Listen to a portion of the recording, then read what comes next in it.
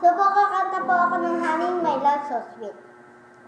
Bakit ba ako'y laging ganito? Lagi ako'y di mo pinapansin. Para na lang ako laging sumusunod sa gusto mo.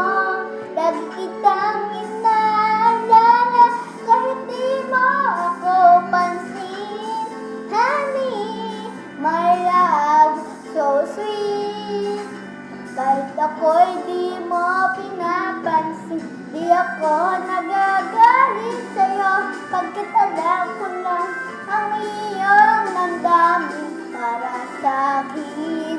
Di mo lang alam ang aking nadarama kapag kapiling ka. Honey, my love, so sweet. Kahit sino ka pa, basta't mahal kita. Lagi na lang ako sumusunod sa'yo. Mahal kita at yan ang totoo. Honey, my love, so sweet. Kahit ako'y di mo pinapansin, di ako nagagalit sa'yo. Pagkat alam ko lang ang iyong damdamin para sa'kin. Di mo lang alam ang aking nadarama kapag kapiling ka. Honey, my love, so sweet. Kahit ako'y... Ay, so guys, nagkamali ako doon, kaya thank you for watching.